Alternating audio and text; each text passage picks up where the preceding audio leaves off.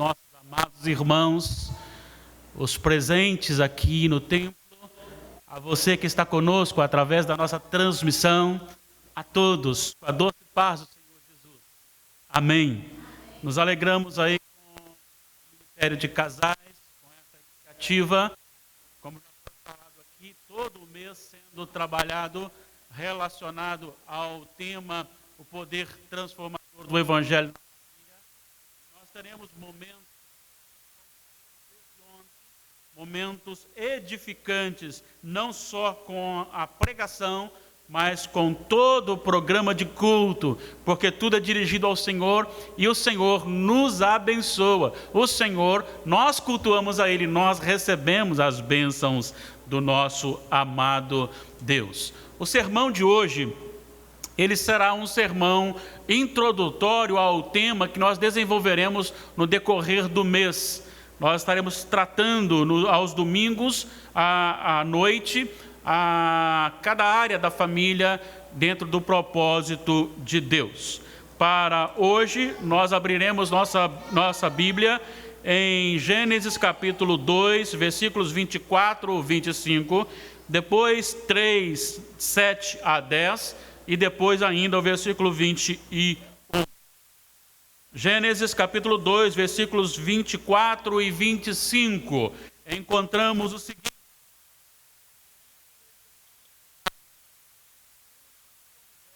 tornando-se os dois uma só carne. Ora, um e outro, o homem e a mulher, estavam nus e não se envergonhavam. Capítulo 3, 7 a 10. Abriram-se então os olhos de ambos, e percebendo que estavam nus, coseram folhas de figueira e fizeram cintas para si.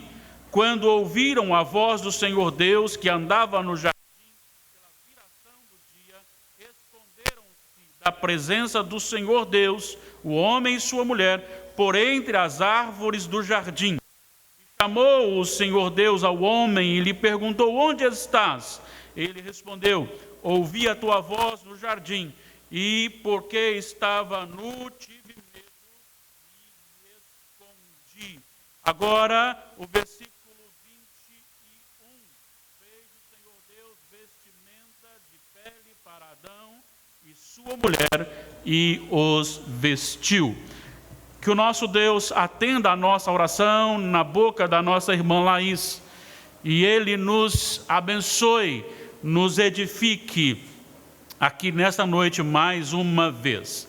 O tema que usaremos hoje, a glória de Cristo revelada no casamento. A glória de Cristo revelada no casamento. É bem verdade que quando Deus criou o homem e criou a mulher, disse a eles: crescei e multiplicai, enchei a terra. Isto é uma das funções do casamento.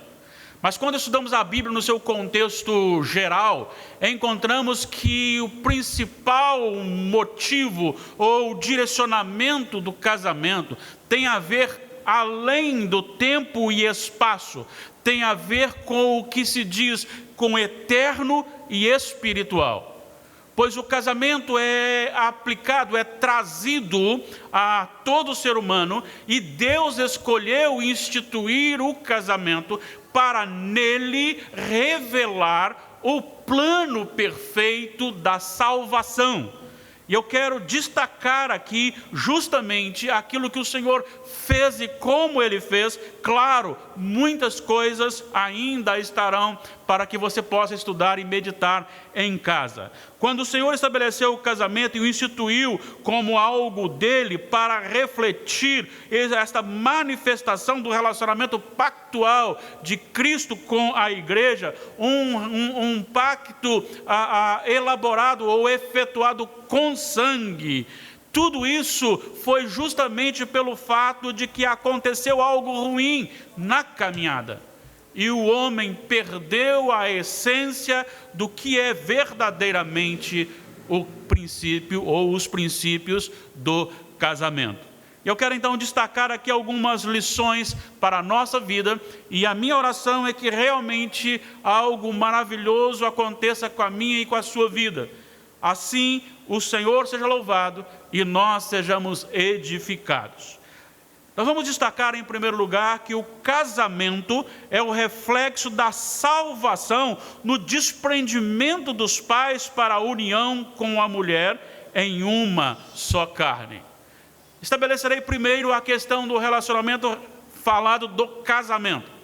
O casamento é instituído dentro de um momento em que o homem recebeu uma ordem, e a ordem é pesada. E Deus então olha para este homem e diz: não é bom que o homem esteja só. Havia algo ainda a ser feito, havia algo a ser criado. Então Deus cria de uma forma diferente. Agora não mais do barro literal, mas quando Ele cria Adão do barro, agora de Adão Ele cria a mulher. Ele lhe tira uma costela, Ele lhe faz uma mulher, Ele lhe traz e lhe apresenta agora uma pessoa diferente, com funções diferentes, para complementar, para ajudar o desenvolvimento daquele homem Adão. E este agora recebe com grande alegria, e ele se encanta com a mulher, e ele agora olha para esta mulher e diz, versículo 23, esta afinal é osso dos meus ossos e carne da minha carne, chamar-se-á varoa, porquanto do varão foi tomado. Agora vem a ordem do Senhor: por isso deixa o homem pai e mãe e se une à sua mulher, tornando-se os dois uma só carne. Por muito tempo na minha adolescência, quando eu comecei o estudo da Bíblia Sagrada, e com aproximadamente 13 anos eu tive o prazer de ler a Bíblia toda pela primeira vez, nesse período, alguma coisa me incomodava. Por que o homem tem que deixar pai e mãe? Por que o homem tem que deixar o seu lar para unir-se à mulher? Então nós temos aqui algumas coisas muito importantes para a gente entender. É o rompimento do cordão umbilical do homem para que ele forme uma nova família. Não é uma extensão da família, não é o aumento da família. Do pai e da mãe, sim, é o aumento. Quando chega o casamento, então o genro ou a nora vem como um acréscimo. E aí vem depois neto ou netos também como acréscimo. Essa família vai crescendo. Mas para o filho que saiu, não é um acréscimo da família do pai ou da família do sogro. É uma nova família criada. Ele cria agora, Deus o dá a autoridade para criar uma nova família, tornando-se os dois, nesta união, uma só carne. Isto é um mistério que é tão especial e tão espetacular e tão verdadeiro que todo casal que leva a sério os princípios do Senhor enfrenta muito maior dificuldade quando o seu cônjuge é chamado pela morte. Porque quando morre o cônjuge, é como se arrancasse parte daquele que ficou. Porque os dois se tornaram uma só carne. Isso é muito interessante observar. E o que isso tem a ver com a salvação? Tem a ver que Jesus também deixou o seu Pai, deixou o convívio entre Deus e o Pai e o Espírito Santo, para descer à terra, para vir à terra, e o seu deslocamento e a sua função aqui era também tornar a igreja, agora não mais uma só carne, mas um só Espírito. 1 Coríntios, capítulo 6, versículo 17, vai dizer que todo aquele que está em Cristo é um só Espírito com Ele. Da mesma forma que o homem e a mulher tornam-se uma só carne, toda a igreja em Cristo torna-se só um Espírito. Isto é profundamente espetacular. Deus usa este casamento, Deus usa e estabelece este relacionamento conjugal dentro de um princípio para apontar algo perfeito e maravilhoso. Isso requer algumas implicações. Primeiro, precisamos nos atentar para o fim a que o casamento foi instituído e por quem foi instituído. O casamento não foi instituído por homem, então por isso o homem não tem a autoridade de gerenciar sobre ele. O casamento foi instituído pelo Senhor. Quem tem a autoridade de gerenciar sobre o casamento é o Senhor. Quem dá as diretrizes para o casamento é o Senhor. Quem determina o que pode e o que não pode é o Senhor, porque Ele instituiu o casamento. E por que tem que submeter-se a isto? Porque há um princípio maior, brilhante, perfeito a ser revelado na salvação, quando Cristo é chamado de noivo e a igreja é chamada de noiva. A sua instituição, ou a instituição do casamento, requer um relacionamento monogâmico, um homem e uma mulher. Deus não criou mais de um, não arrancou mais de uma costela, ou de uma costela fez 2 ou 3 mulheres. Deus também não criou mais de um homem, mas sim um homem para uma mulher. Este é o propósito de Deus. Então, dessa forma, não há lugar para outra coisa também no relacionamento da igreja com Cristo. Você não pode deixar interferir nesse relacionamento nada que o leve a qualquer ato de culto, ou de adoração, ou de prostração. Você não pode trazer um elemento novo para este relacionamento. Assim como um homem e uma mulher é a instituição de Deus, também Jesus e a igreja e nada mais. Terceiro, do representante se requer a mesma fidelidade que há no representado, ou seja, a fidelidade. Como o casamento traz consigo a imagem de Cristo com a igreja, então o casamento requer do casamento representando a mesma fidelidade daquilo que se é representado. E sabe por quê? Porque o dia que o homem for infiel à mulher, ou a mulher for infiel ao homem no cumprimento da sua função, nós estamos proclamando ao mundo que estamos dizendo que pode Cristo ser infiel à igreja. Isso é muito grave e é muito sério.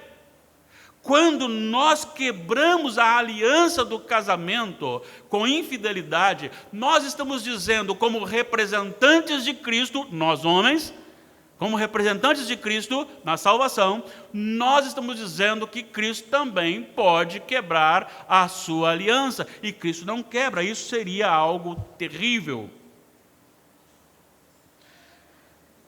Aí vem então, disso nasce a proibição do divórcio.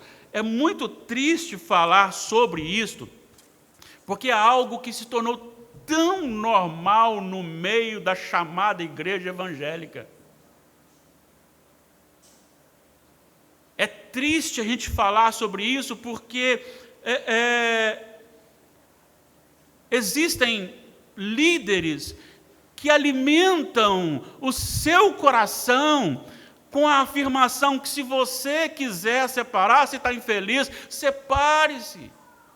Busque a sua felicidade. Deus quer você feliz.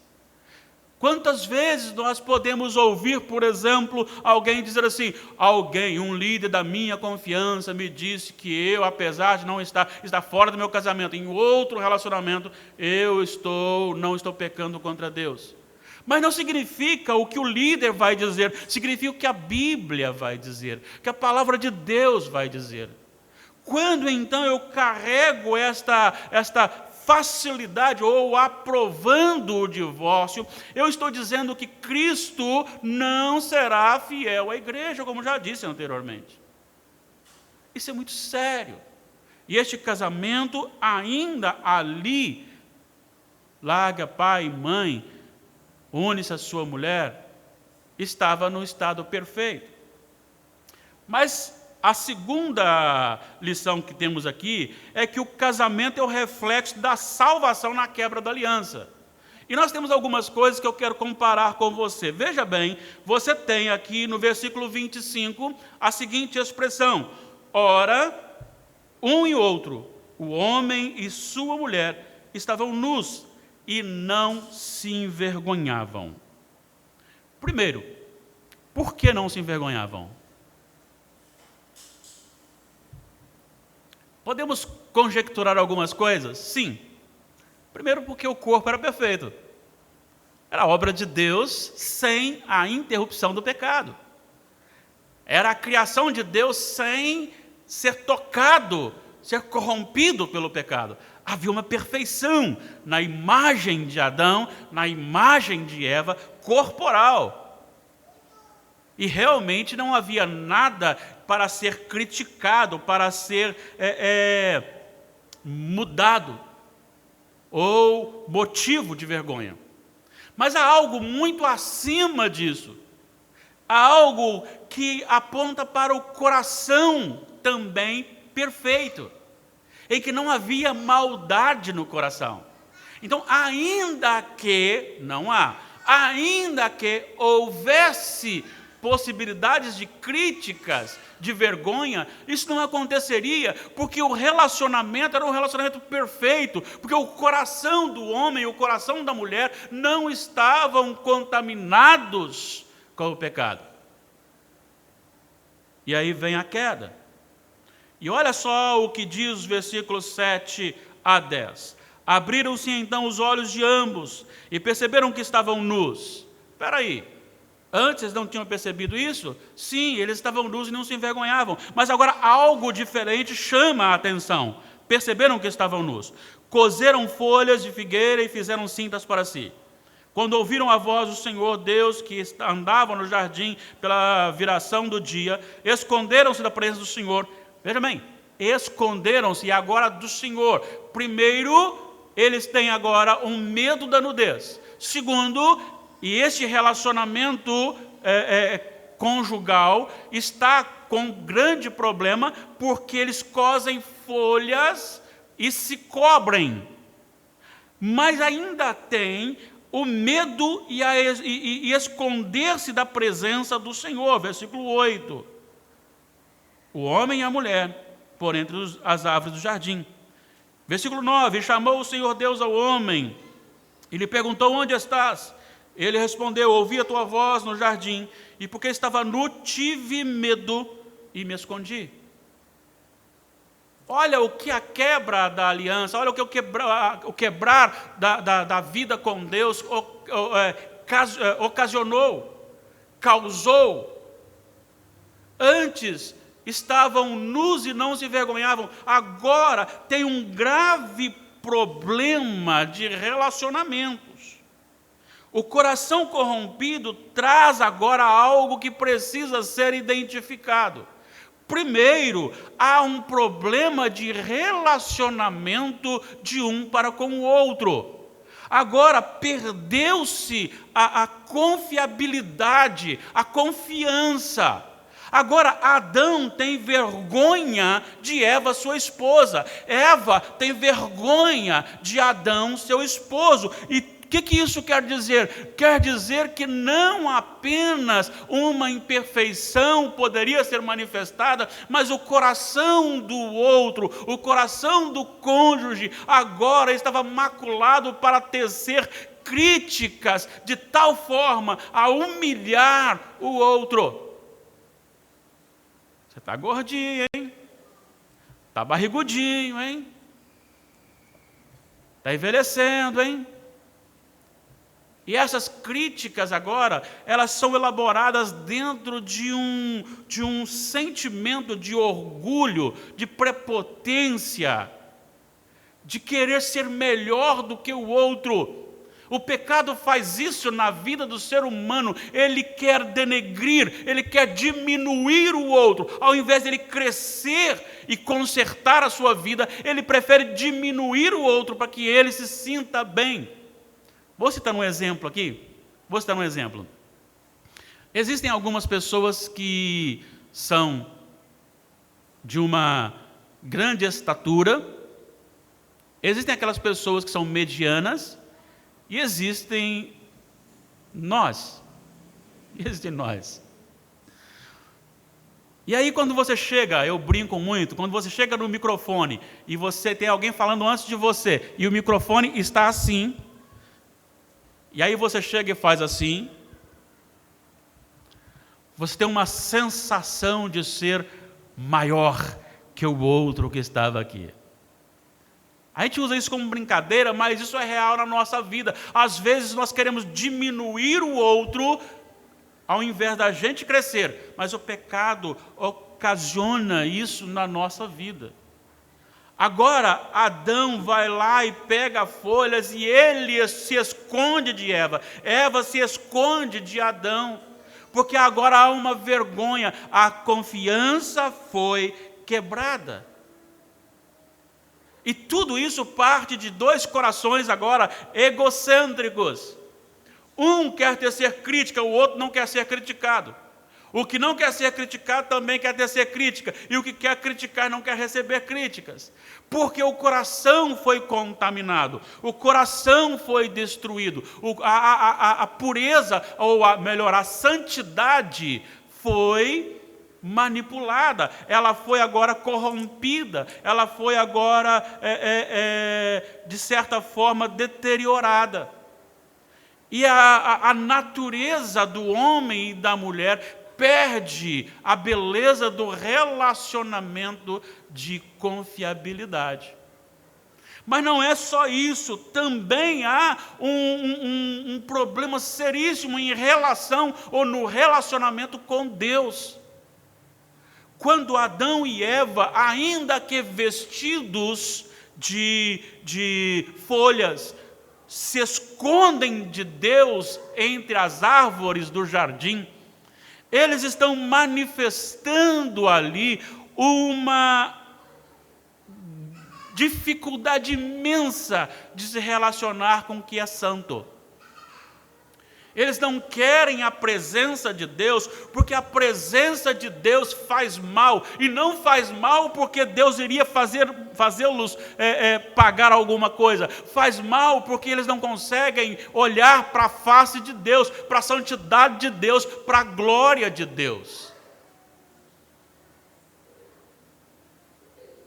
Agora, o que isso tem a ver então com a nossa vida? Não tem muito a ver também com o nosso relacionamento também diário, de um para com o outro?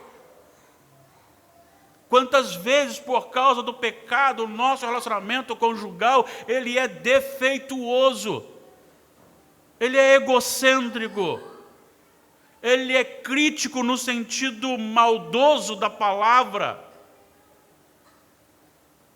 Quantas vezes nós queremos ser reconhecidos e não queremos reconhecer? Porque o pecado, ele estraga essa intimidade. Uma intimidade que precisa ser restaurada. E no casamento, Deus precisa fazer parte em todos os atos do casamento. Deus precisa estar presente em todo lugar da sua casa com você. E Deus precisa ser glorificado à medida que você vai desenvolvendo a sua vida. Então você tem a quebra de confiabilidade de um para com o outro, mas você tem também uma revolta contra a santidade, e isto porque lhe é mostrado ali naquele momento a sua culpa. E nós carregamos o senso de culpa, porque ele foi colocado na nossa natureza. Agora, o casamento que foi criado santo e feliz, perfeito, mas ele foi criado para revelar o plano da redenção, porque também este pecado estava dentro do propósito de Deus. E Deus soberanamente toma a iniciativa de restaurar este casamento, esses princípios que foram quebrados na queda. E vem então a nossa terceira lição. O casamento é o reflexo da salvação na criação de um novo corpo, com uma nova família. Vamos lembrar? Deixa o homem, pai e mãe, e une a sua mulher, tornando-se os dois uma só carne, criando uma nova família.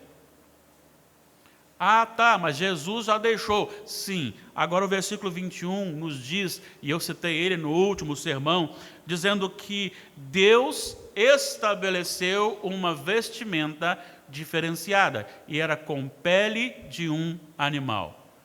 Qual a razão do Senhor prover ao homem uma nova vestimenta? Ele já estava com o seu corpo coberto de folhas? Isso tem algumas implicações muito importantes para a nossa vida. A grande questão é que a formação de uma só carne foi corrompida, causando a vergonha da nudez.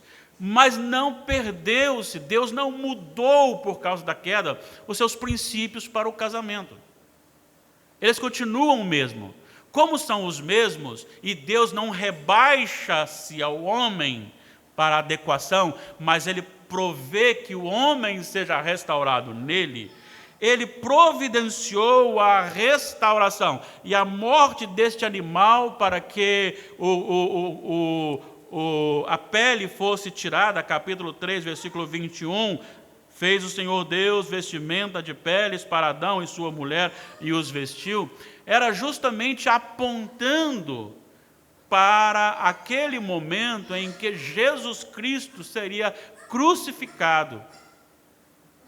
Há neste relacionamento de consertar ali a vergonha causada pelo pecado na vida de Adão e Eva, com aquela pele, com aquele sacrifício, apontando para uma restauração eficaz de todos os princípios do homem cristão. Tal restauração não pode ser feita pelo homem, porque no versículo 7 você tem: e cozeram folhas de figueira e fizeram cintas para si. Deus disse: é impossível, está ainda envergonhado, ainda não pode ser restaurado.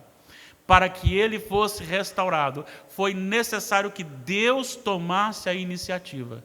Deus descesse até eles, Deus sacrificasse um animal, Deus tirasse a sua pele e Deus lhe cobrisse a vergonha espiritual. Agora é algo totalmente diferenciado. Tudo aquilo que o homem gostava de fazer ou queria fazer, e agora a prepotência no coração o leva a tomar as iniciativas, tudo isso é inútil na restauração. Não adianta nós queremos ser bonzinhos se nós não formos restaurados por Deus. Os princípios do casamento só serão restaurados na nossa vida como cristãos se nós verdadeiramente recebermos do Senhor o novo nascimento. E dentro desse novo nascimento, agora há um desenvolvimento. Porque quando você pensa na salvação, ela é algo de graça. Sim, é de graça. Efésios 2:8, pela graça sois salvos mediante a fé. Isso não vem de vós, é dom de Deus. Versículo 9, não de obras para que ninguém se glorie. Sim, mas no versículo 10 também, ele vai dizer que somos feituras de Deus, criados em Cristo Jesus para as boas obras. Então, Paulo diz aos filipenses que nós precisamos desenvolver a salvação. Nós fomos salvos pela graça, 100% graça, mas uma vez que nós fomos salvos, nós precisamos desenvolver a salvação. Colossenses capítulo 3, versículo 5, ele depois de dizer no primeiro, no segundo, no terceiro e no quarto versículo, que se nós ressuscitamos com Cristo, a nossa mente tem que estar no céu, e a nossa vida em Cristo, ele diz agora no versículo 5, fazei, pois, morrer a vossa natureza terrena. Há agora um desenvolvimento no princípio, desses princípios restaurados por Cristo Jesus. E podemos chamar isso de maturidade cristã. Podemos chamar isso no desenvolvimento, no crescimento espiritual e, consequentemente, do nosso relacionamento dentro da ordem de Deus. Vamos lembrar do início? Quem pode dar leis para o casamento? Quem o instituiu? Foi o homem? Não, foi Deus. Quem pode mudar ou não alguma coisa no casamento? É só Deus. Por quê? Porque tem um princípio maior, que é o plano da redenção. Então o casamento não pode ser mudado. Os princípios do casamento não podem ser adulterados. Pelo contrário, nós aqui hoje, você que agora que me assiste, você e nós, precisamos de nos adequar aos princípios celestiais do casamento. E à medida que nós vamos crescendo nisso, nós vamos crescendo na dependência de alguém que nos libertou do império das trevas e que nos transportou para o reino do Filho do seu amor. Alguém que pegou o nosso coração e nos perdoou e nos purificou. Alguém que nos desarraigou deste mundo perverso. Quem? Jesus. Quem é Jesus? Jesus é o único Salvador, é o nosso Senhor. Quem é Jesus? Jesus é o Evangelho que pregamos. Então, a glória de Cristo ela é manifestada à medida que o Senhor Deus vai restaurando na nossa vida os princípios iniciais e que contam para a vida toda do casamento, que foram quebrados pela pecaminosidade do homem. Mas à medida que esses princípios vão sendo crescidos na nossa vida, nós vamos recebendo de Deus a força e vamos desenvolvendo esta restauração. E só o Evangelho pode fazer isso. Só o Evangelho pode tirar a venda dos olhos dos homens para que eles tirem da cabeça a ideia de serem chefes e servidos pela mulher. Só o Evangelho e Cristo pode tirar da cabeça do homem a ideia de que o seu papel, a sua função, lhe dá então direitos. Porque se nós olharmos aqui e estamos falando sobre a comparação, Cristo é o noivo, Cristo é o marido da igreja. E o que ele fez? Efésios 5, Maridos, amai vossa esposa, como Cristo amou a igreja e a si mesmo se deu por ela. Então, a liderança masculina a ser restaurada não é uma liderança em que quem dá a última palavra sou eu, porque quem manda sou eu. Não, mas é de alguém responsável pela sua casa de tal maneira que usará de toda a sua força para que a sua família seja uma família restaurada na presença do Senhor. Quando nós olhamos para Cristo, o que Paulo diz aos Filipenses, capítulo 2, a partir do versículo 5? Tende em vós o mesmo sentimento que houve também em Cristo Jesus, que sendo Deus, diferentemente do diabo que quis usurpar o trono de Deus, ele sendo Deus, não usou como usurpação o ser igual a Deus, antes a si mesmo se esvaziou, ou seja, não usou o seu direito, o seu poder e a sua glória. É isto que precisa ser restaurado no meu e no seu coração, homem crente. Nós precisamos sim, assim como Cristo é aquele sacrifício pela igreja, nós precisamos sim sacrificar a nossa vida pela nossa esposa, pela nossa família. Precisamos assumir uma postura servil, uma postura que conduza a nossa família aos pés da cruz.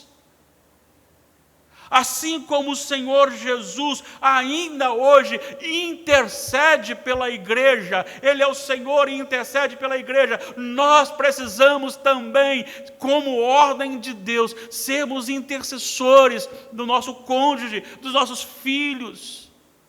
das nossas famílias.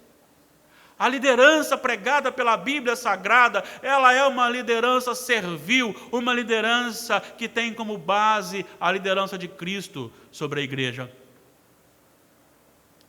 Temos vivido tempos difíceis. O pecado tem intensificado na nossa cultura, de tal maneira que os homens não querem mais assumir a sua responsabilidade, e é muito cômodo deixar que as mulheres erradamente assumam uma posição que não é delas. Como nós pecamos por pensamento, palavras e ação, nós pecamos também por omissão. E nós teremos que dar conta diante do Senhor no último dia do nosso papel de esposo cristão. Mas não tem mais, você tem um libertador que é Cristo Jesus. Você foi agora coberto, o seu pecado foi coberto com a justiça de Jesus, com a santidade de Jesus. A vestimenta não foi uma pele de um animal simplesmente, ela foi tipificada lá naquela pele para Adão e Eva, mas para nós literalmente cumprindo a justiça de Cristo envolvendo o nosso coração. Nós não somos mais escravos deste mundo.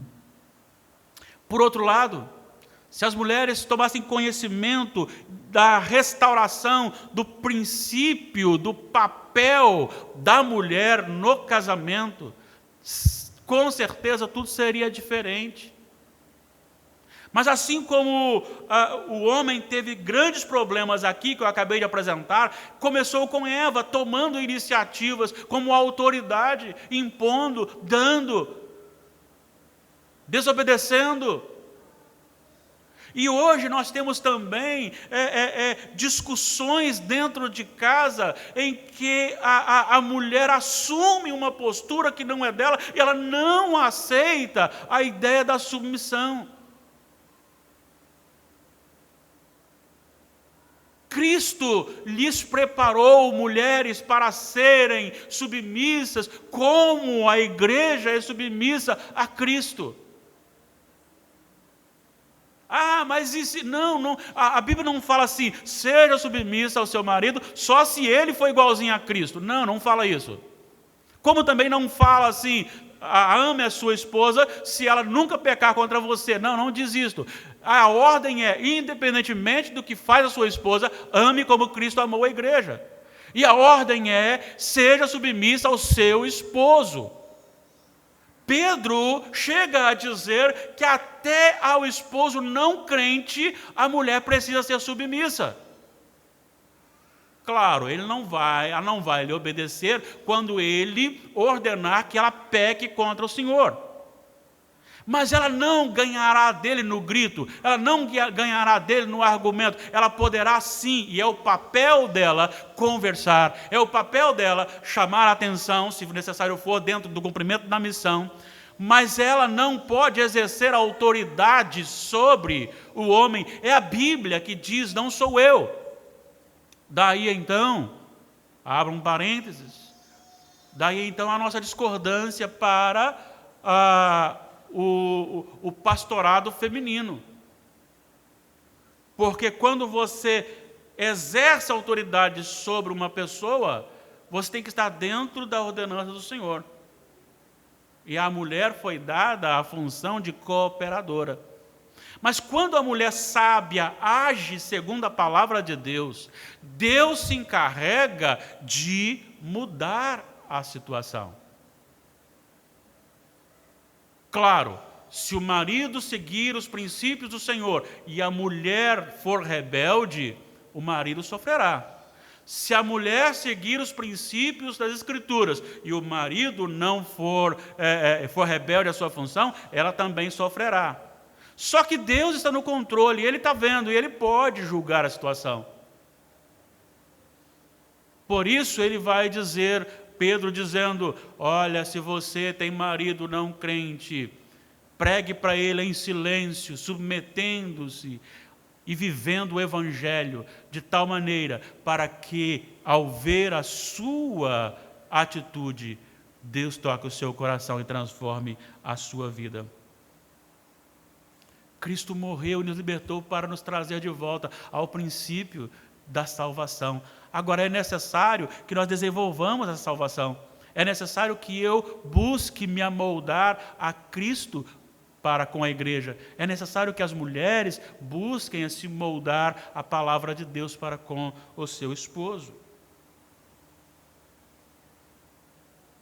Assim como envolveu a morte espiritual, o sacrifício de Cristo nos deu vida espiritual, nos ressuscitou. E como nos ressuscitou, agora nós vivemos os princípios de Deus para a nossa vida. Então é necessário, quando o homem deixar de liderar, a esposa dizer: olha, você precisa se voltar para os princípios de Deus. Quando a esposa deixar de fazer, olha, você precisa voltar para os princípios de Deus. E ambos juntos desenvolver os princípios do Senhor. Eu quero fazer algumas aplicações aqui agora, neste momento. O casamento após a queda revela que somente a glória do Evangelho pode restaurar o relacionamento do homem com Deus, com o seu cônjuge e consigo mesmo. Muitas pessoas pensam que podem se tornar bonzinhos. Não, não podem. Isso não servirá para a sua salvação. Muitas pessoas pensam que podem criar um grupo de autoajuda para ter um relacionamento maravilhoso com a sua esposa. Isso não adiantará se não houver uma operação espiritual. E esta operação espiritual sara, cura o homem dele mesmo, do seu pecado, porque ele confessa e recebe o perdão. Todas as tentativas humanas são insuficientes, pois partem de um coração morto. Este é o problema. O problema é que toda a ação de um morto será morte. Só pode haver, então, vida para alguém que recebe vida. Deus providenciou um substituto. Nós não precisamos nos vestir com a nossa justiça, mas sim sermos vestidos com a justiça de Jesus Cristo. Somente a morte de Jesus é capaz de levar de volta o casamento num relacionamento, no padrão divino. Somente o Evangelho pode restaurar a família no comportamento original. Vamos lembrar aqui? O problema é que nós olhamos a nossa função com o erro da função do outro. Mas quando ambos retornam ao original, a harmonia é restaurada. Quando os olhos do coração são abertos para a riqueza da liderança masculina e da cooperação eficiente feminina, as funções tornam-se leves, doces e glorificam a Deus ao refletir a glória de Cristo no harmonioso relacionamento mútuo. Eu quero fechar justamente com esta frase. Quando você olha o relacionamento conjugal de um homem que assume a responsabilidade de servir a sua casa responsavelmente, buscando em Cristo o seu modelo.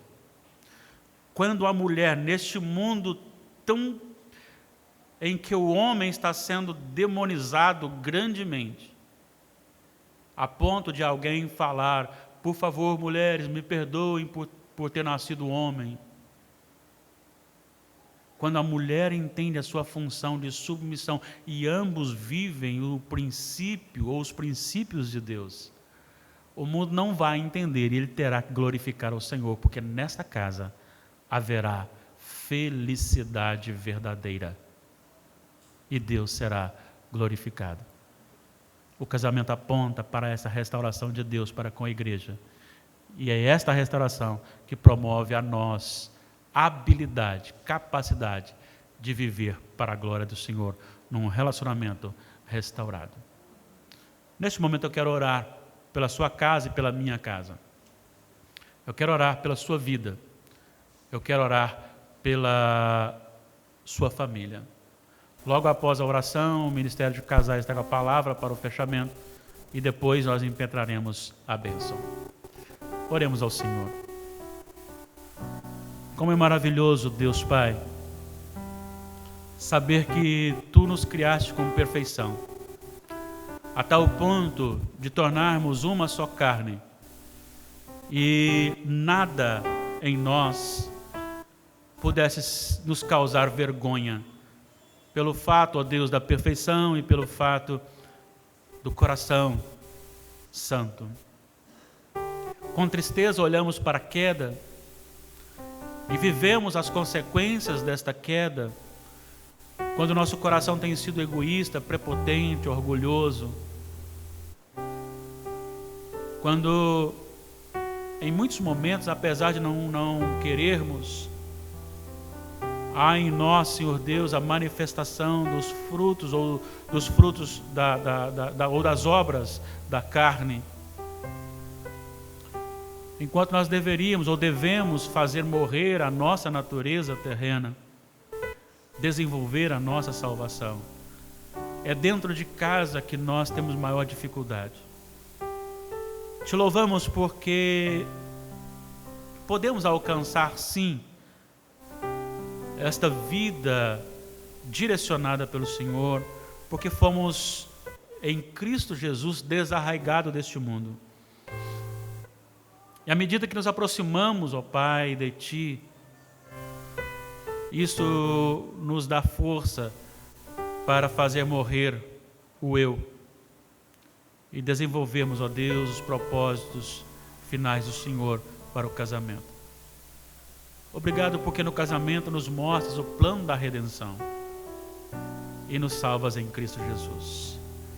Abençoe a minha família, Damares, nosso casamento, perdoe-nos nas nossas falhas. Abençoe, ó Pai, os nossos filhos, o casal hoje casado, William e Natália, que eles também brilhem a luz do Senhor. Abençoe, ó Pai, cada cônjuge que me ouve aqui agora. O relacionamento não apenas conjugal, mas também o paternal, filial. Ó Pai, mova sobre nós com graça e que saibamos usar e desenvolver o Evangelho para que Ele realize em nós, ó Pai, a restauração daquilo que precisamos ser restaurados. Restaura a função da liderança no marido, a função da cooperação na esposa. Restaura o relacionamento, ó Pai, responsável dos pais da educação dos filhos. Restaura, ó Senhor, a obediência dos filhos aos pais e todos na obediência ao Senhor. Nós clamamos a Ti por todas as famílias. Clamamos ao Senhor pela vida do Ministério de Casais da Igreja. Clamamos para que o Senhor ministre proteção espiritual aos seus corações.